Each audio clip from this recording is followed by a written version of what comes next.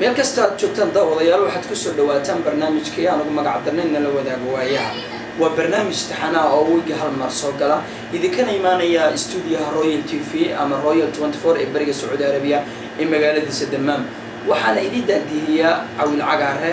barnaamijkan waa barnaamij aan ku eegano Soomaalida iyo qurbaha wax kala haysta barnaamijyo aad u fara badan oo hore baan aad u soo deynay email fara badan oo Soomaalidu xaggooda ka imaanayo iyagu ay ka cabanayaan qurbaha dhibaatada uu leeyahay waan haynaa caaw marka barnaamijyada gogoos aan idin soo deynayna barnaamijka ama dhacdada ugu horeysa aan idin soo deynayna waxa kamid ah sida tan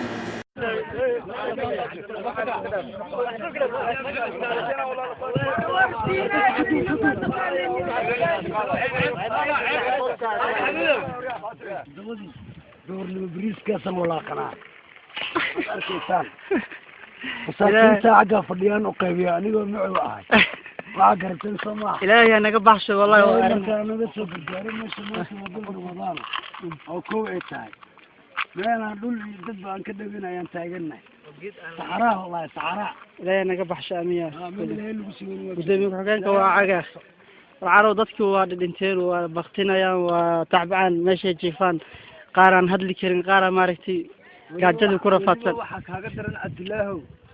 waxa la siinayaa dadka bariis cad oo waxaan ku yiri bosh cad oo isku dhagaya caloosha kaaga dhagaya iyo tamaata qataa iyo basal ee la isku siinaya waxa sal oranay isku cuna ku soo dhaw ku tirmiyaha kale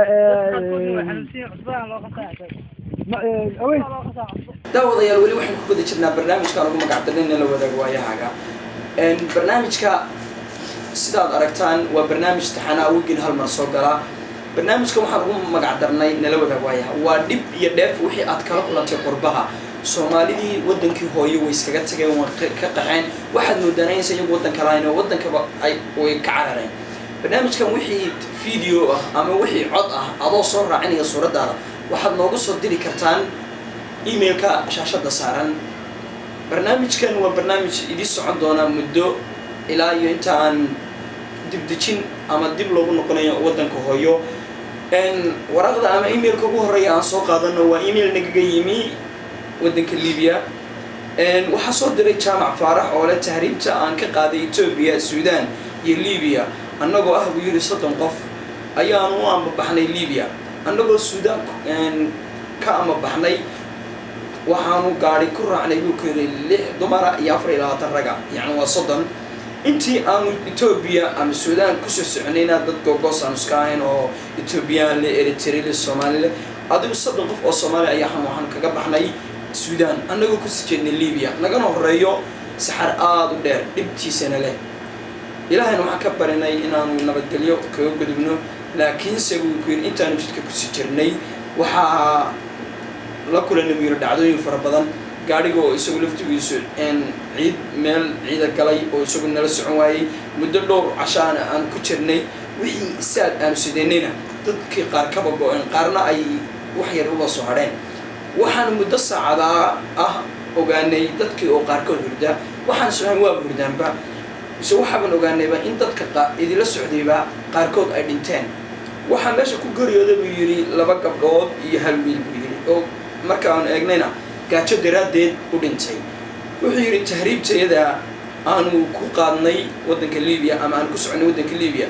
waxaan islahayn dheef bad helaysaan laakiin dhibaato kala kulanay geeri anigu waxaan ku sugnahay wadanka Liibiya ilaa iyo haddana dhowr casho ama wiigna waa la xidhay buu yiri xabsigan ku jiray haddana waa leega soo daayay meel meel aan u dhaqaaqana ma garanay buu yiri wax dhaqaale aan haystaan ma jiraan buu yiri laakiin ummadda Soomaaliyeed waxaan leeyahay dhulkiina hooyo aamina dhibtaan dooranay dhibtaan kala kulanaa ka darnay aad baad ma haysatay Jaamac Faarax anna waxa leen ilaahay dhibta ka saaro iyo ummadda Soomaaliyeed wixii dhib hayso iyo tahriibba kooda jiraba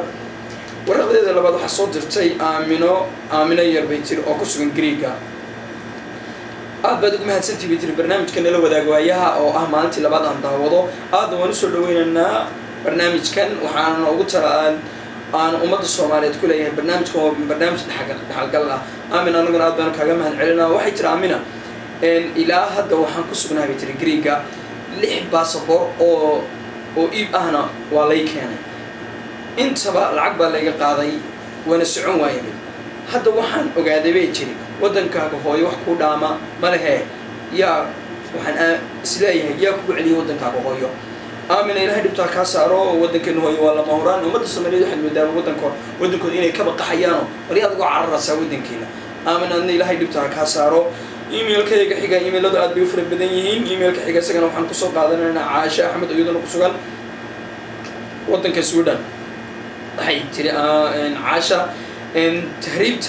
tahriibtan maray ismaan lahayn dhibtan ayaad kala kulmaysaa anigoo welibana ku sugan Sweden oo ah wadamada Soomaalidu u soo cararaan ama ay soo tahriibaan waxay tiri hadalkayga ma dheeraynayo horta aad baad ugu mahadsantihiin bahda Royal TV bay tiri barnaamijkan la wadaag waayaa barnaamijkan aad baan u soo dhaweynaynaa dhibaatada aad ka hadasheen iyo dheefta ka hadasheenba oo waxa Soomaalidu ay kala kulmaan qurbaha laakiin anagu waxa kala kulmay bay tiri dhib ee dheef kala maan kulmin aad baad u mahadsantihiin Royal TV anaguna aad baanu Caasha Axmed kaaga mahad celinaynaa dhacdo yar oo iyaduna ka turjumaysa tahriibta ama riwaayado gogoos aan daayiman idin soo qaadano oo tahriibta ka warramay ayaan xogaa dhacdo yar idin ka soo qaadanaa dhacdada yar balnaba daawada waxaa lagu dilayaa baabuurka bacaad buu dhex galayaa waxbaa ka qaldamaya ninka liibiyaanka wuxuu ku leeyahay gaariga waa in la riixaa arxan ma leh gaariga markaad riixdo aleen waa taqaanaa gaari markuu bacaad ka riixaysa waa inuu cabbaar socdaa haddii kan waa wadamaya wuxuu kaa ordayaa halkan iyo waxaan qiyaasi karaa 3 mayl camal oo kale intaan qiyaasi kara bacaadkana wuxuu gaarayaa lugtaada ilaa jilibka inta turub leedahay marka qiyaas adoo baahan rafaasan ooman inaad lugayso 3 miles ma lugayn kartid bartaasuu istaagayaa wuu taagan yahay ilaa qofka ugu dambeeya ka yimaado waa ka naxariista hadduu ku waayo laakiin saacad buu qabanaya hadduu qofka waayo wuu iska dhaqaajinaya hadii ku taallaa nin walba orod inta karafa saa u dhacaysa usad ulbuu kula dhacaya xog buu gaari kugu saaraya adoo daalan waxaana dhacda in ciiddaasi daqiiqado gudahood ay kugu qarin karto amaba aad ku qarsoomi karto meelaha qaar sida biyaha waxaa kaloo ay caan ku tahay halkaasi abeesooyinka dibqolooca iyo xayawaanaadka kale ama baalaha kale ee halista ah oo waabayda sunta weli waxaan ku guda jirnaa barnaamijkeena la wadaag waayahaga idinkoo aan markasta idin xasuusinayna inaad noogu soo dirtaan wixii email ah ama wixii video ah xitaa haddaad awoodid cod aad suurad soo raacisay waad noogu soo diri kartaan emailka iyaga shaashada idinka muuqda waxay qofkan magaciisa noo soo diray laakiin waxaad ka codsan inaad magaciina iyo meesha aad ku sugan tihiin baa noo soo raacisaan xitaa haddaad dhacdada adiga aysan kugu dhicin waxaad noogu soo diri kartaan meesha dhacdadaas ka dhacday wuxuu yiri ninkan ma gabadh baa mise waa wiil wax soo diray magac laakiin jacaylkii tahriibta aan ku maray dhimasho ayaan ka kororsaday qof tahriib maray ama dhimasho kala kulma ama dheef ku kala kulma laakiin qofka soo diray waraaqda magaciisa dhawiyada isagu wuxuu yiri waliba gabadh baan malayna waxay tiri waxaan kala kordhay ama aan kala kororsaday dhimasho waxay jir qofkan jeclaa ayaan ku qasbay inuu ii soo tahriibo anigoo ku sugan Norway uu soo maro wadan dheer anigoo hiliyooba la garab taagan waxaan u sameeyay jacaylkan qabo tahriibtu soo maro ilaa aan sugayay muddo 3 week ah kadibna aan wax wara ka waayay muddo kadib waxaan sugay bal cid u dhawaa ama cid ka dhow ama wadamadii uu soo maray ama maalin walba meeshii marayay waa la sheegay laakiin waxaan ogaaday bay tiri cid ay isugu dhawaayeen marka ama magaaladii marka yimid tahriibta ku joogay inuu waxaa la sheegay bay tiri marka inuu tahriib kaga soo baxay 3 week kadib waxaa ogaaday bay tiri warkii ugu horeeyay ee la sheegay wuxuu gacalyahaagii wuxuu ku geeriyooday badda Malta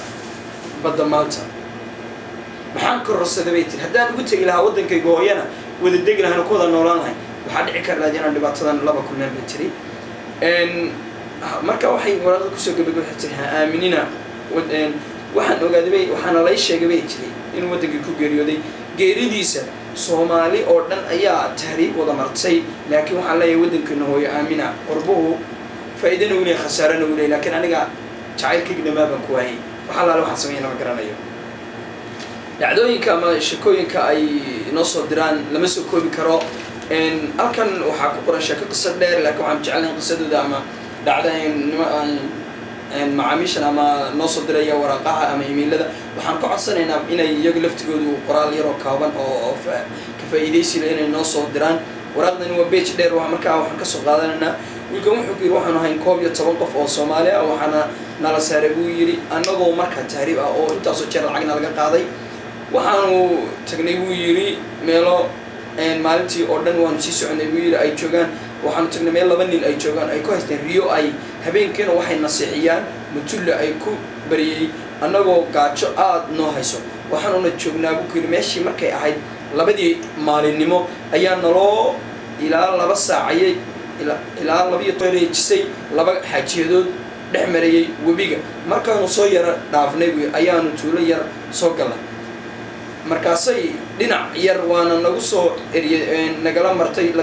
kabacdi waxaan arkay dadkii joogay tuulada 2 nin ayaa soo kaxaystay mooto yar waana nagu soo eryadeen kabacdi annagoo taagan meel ayaanu aragnay ayagoo noo jira ilaa 50 mitir kabacdi intaanu dhaqaaqnay nasoo galeenba markaasay nagu rideen baaskoolad ilaahay iyo odhan baanu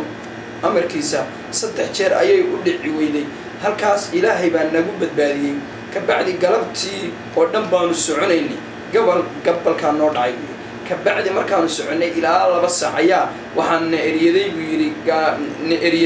haddana gaadhi ciidan ah waxaana baabuurku xoog ku socdaana wuxuuna ka libdhi weynayba xoog ninka gaadhigaas ku socday kabacdi wadadaanu ka baxnay halkaana waxaanu yaro seexanay waagu markuu baryayna ka kacnay waxaanu u soo dhaqaaqnay xagga Khartoum 10kii subaxnimo ayay baabuurteena keeneen tuulo u dhow Khartoum halkaasna waxaanu ku nasanay oo iskaga meedmeedhanay kabacdi waxaa nala soo saaray nin bas goor ay tahay casarna wuxuuna keenay Khartoum halkaana waxaa kusoo gabagaboobay Ethiopia ilaa Khartoum safarkaygu waa dheeriya aniga laftigaygu sheekooyinka Farax Farxiya Cabdi waxay tiri ma soo koobi karno aniga laftigaygu waxaan ka codsanaa daawadayaasha inay markay noo soo dirayaan email in isagoo gaaban oo xigmadaysan oo aan ugu talagalay ummadda Soomaaliyeed inay laftigooda ka faa'iideeyaan inay noo soo diraan gabadhan waxay kusoo gabagabaysay dhibtaan marnay iyo tahriibtaan marnay lama soo koobi karo laakiin waddanku waa lama huraan waxaad moodaaba hooyooyinka ama dumarku inay dhibaatada tahriibta ku dhacaan annaguna waxaanu leenahay ummadda Soomaaliyeed waddankeenu hooyo wax idii dhaama male qof kasta meesha uu dhashay wuxuu dhaama male waddanka hooyana waa lama huraan dhacdooyinka